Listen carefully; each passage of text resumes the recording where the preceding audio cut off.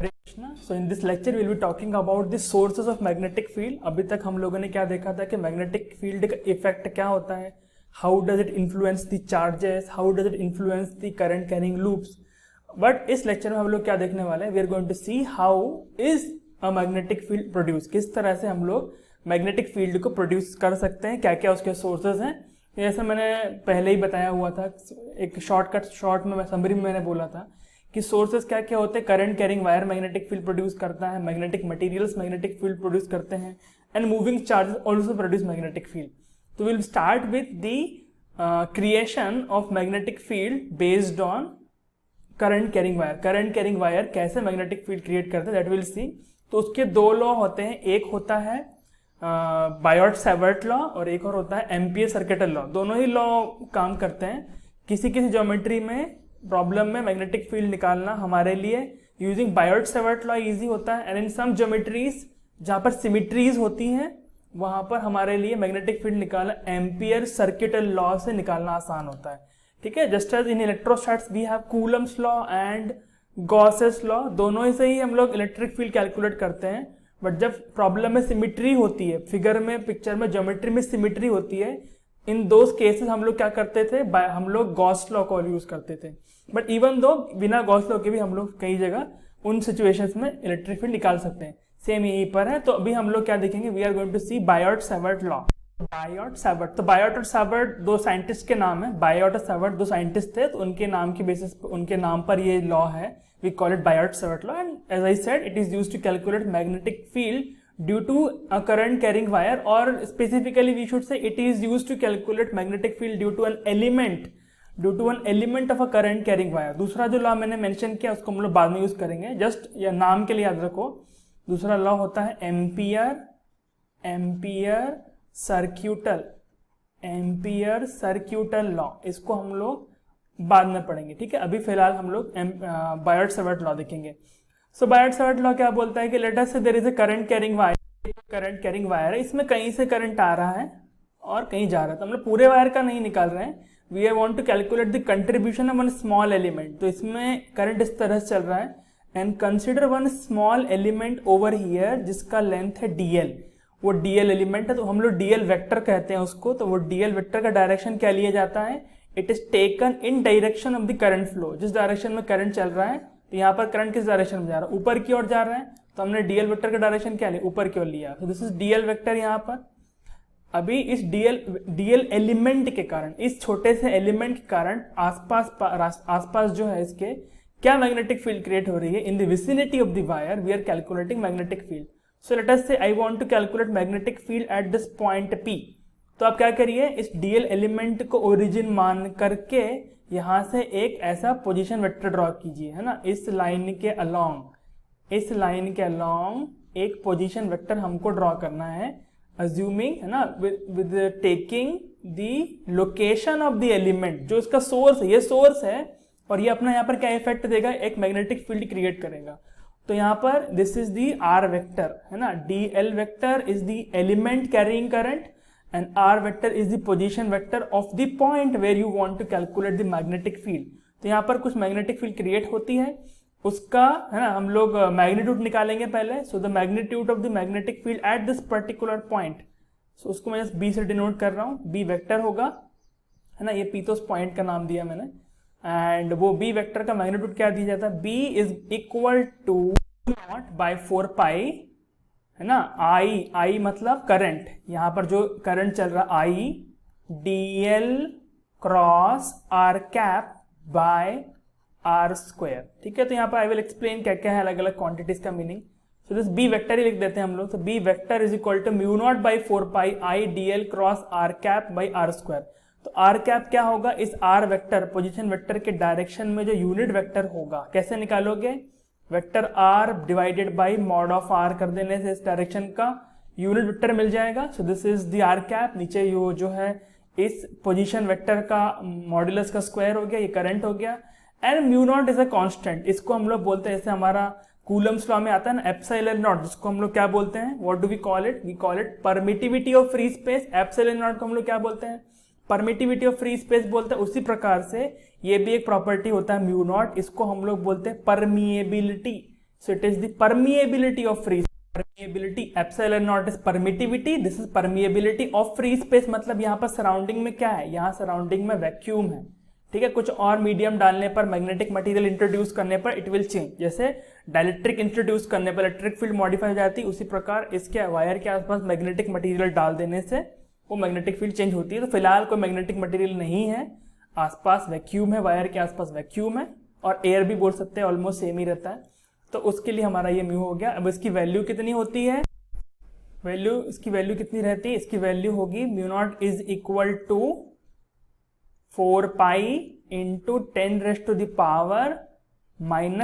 ठीक है। 4 pi into 10⁻⁻⁷ होगी, और यूनिट कैसे हो जाएगी, यहाँ से देखेंगे तो 4 पाई की कोई यूनिट नहीं है ना, और यहाँ पर डायमेंशन वाइज देखा जाए तो ये क्या हो गया, L मतलब DL मतलब मीटर, और ये वाला metre. Let me write the units here in the side. तो टेस्ला यहाँ पर हो गया, फिर इधर म्यू नॉट की यूनिट रहेगी, करंट माने एम्पियर, और ये मीटर इंटू मीटर, तो ये मीटर इंटू मीटर हो जाएगा, यहाँ से मीटर ही होगा बिकॉज आर कैप तो यूनिट वेक्टर है। यूनिट वेक्टर का तो यूनिट नहीं होता because it is vector R by mod of R. तो वेक्टर आर का यूनिट होता है लेंथ, ये मीटर में होगा, और नीचे भी मीटर होने से इसकी कोई यूनिट नहीं रहती है ना, तो ये यूनिट लेस है। यूनिट वेक्टर हमेशा यूनिट लेस होते हैं। तो ये T is equal to mu naught A, मतलब म्यू नॉट इंटू ये क्या है एम्पियर, DL का मतलब मीटर, और वो तो डायमेंशन लेस है, और बाई ए मीटर स्क्वायर। तो यहाँ से हम लोग अल्टी पल्टी करेंगे तो क्या मिल जाएगा, टेस्ला म्यू नॉट क्या मिल जाएगा, mu naught will be 1 metre कटेगा, tesla metre per ampere. So I can say कि इसका यूनिट क्या हो जाएगा, mu naught is equal to 4 pi 10⁻⁷ tesla into metre, tesla metre per ampere. So this will be the unit of mu naught. Right the magnitude, इसको magnitude लिखते हैं। तो one more thing to be understood कि ये because छोटे से element के लिए तो हम लोग इसको क्या बोल देना चाहिए, डीबी बोल देना चाहिए। तो छोटे एलिमेंट की डीबी रहेगी, तो इस पर्टिकुलर पॉइंट पे टोटल मैग्नेटिक फील्ड डीबी नहीं है, it is just the contribution of this much segment, है ना। टोटल मैग्नेटिक फील्ड क्या होगी, पूरे के पूरे वायर के हर सेगमेंट का कंट्रीब्यूशन यहाँ पर हमको वेक्टोरियली ऐड करना पड़ेगा, मतलब हमको डीवी को इंटीग्रेट करना पड़ेगा over a section of wire. Therefore जो बायर्ड सेवेटला ने हमें यहाँ पे बताया है वो क्या है, एलिमेंटल, है ना, element of current carrying wire की मैग्नेटिक फील्ड बोली टोटल के लिए इंटीग्रेट करना पड़ेगा। I am coming to that. अभी इसको हम लोग वेक्टर को क्रॉस प्रोडक्ट को ओपन अप कर देंगे तो हमें इसका मैग्नीट्यूड मिल जाने वाला है। सो डीबी, है ना, DB can be simply written as, मैं जस्ट मैग्नीट्यूड लिख रहा हूँ अभी, mu naught by 4 pi and I D L, है ना, आई डी एल इंटू 1 हो जाएगा बिकॉज मॉड ये कैसा होता है, ए क्रॉस बी होता है, mod of A into mod of B into sine of angle between them sine theta, A B sine theta होता है। सो डी एल हो गया वहां से, और आर वेक्टर का लेंथ तो 1 यूनिट वेक्टर का लेंथ तो 1 होता है ना, and then sine theta by R square. So we can say it is mu naught I dl sin theta by r square. This is the magnetic field.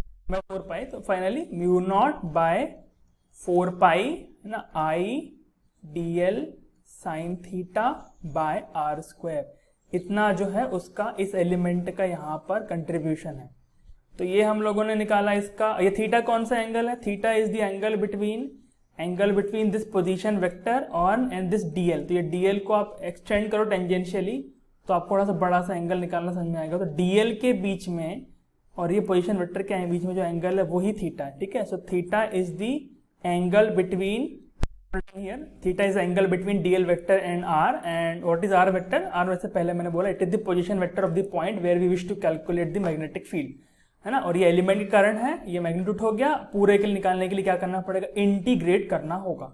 अभी आती है बात डायरेक्शन की। डायरेक्शन कैसे निकालें, तो डायरेक्शन भी निकालना वो हम लोग क्रॉस प्रोडक्ट की थ्योरी से मेंशन कर सकते हैं। यहाँ पर डीएल, तो डीवी के डायरेक्शन में होगा, ये डीएल दिख रहा है आपको यहाँ पर, डीएल को क्या करो, turn DL in direction of R cap, turn DL in direction of R cap, you will get the direction of magnetic field vector, है ना। मैग्नेटिक फील्ड वेक्टर का आपको डायरेक्शन मिल जाएगा।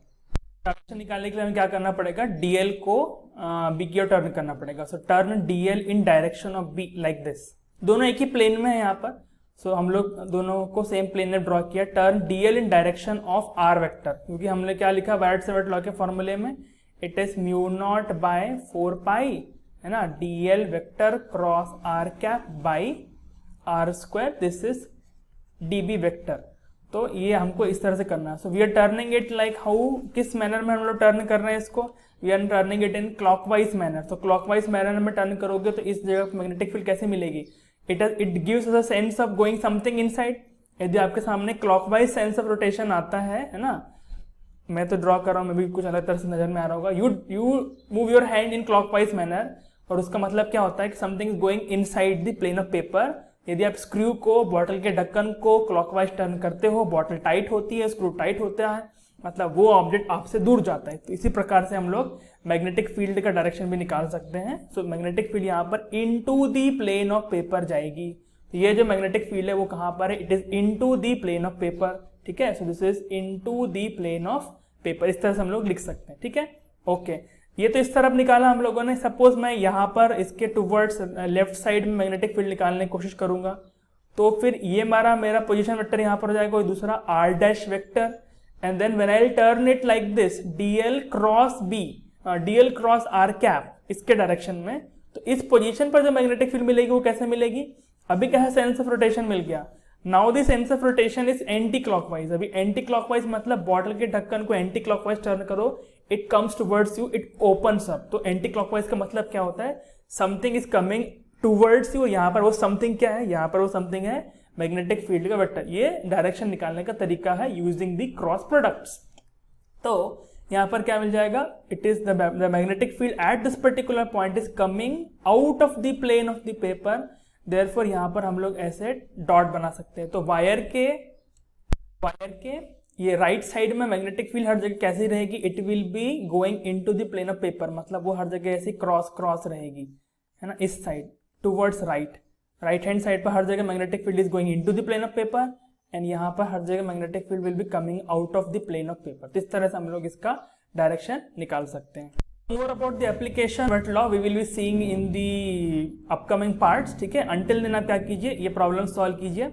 तो प्रॉब्लम क्या है कि suppose there is a segment of wire like this, एक स्ट्रेट सेगमेंट है वायर का, वेरी लॉन्ग, ठीक है, और कहीं से करंट आ रहा है, कहीं पर करंट जा रहा है, इस तरह से करंट इसमें है आई, और आपको इसी वायर के अलॉन्ग बिल्कुल सामने, इसी लेंथ के अलॉन्ग इस पोजीशन पर पी पॉइंट पर मैग्नेटिक फील्ड निकालना है, ठीक है। तो because of this small element DL, इसमें करंट आई है, इस स्मॉल डीएल एलिमेंट के कारण इस पर्टिकुलर पोजीशन पे मैग्नेटिक फील्ड निकालना है।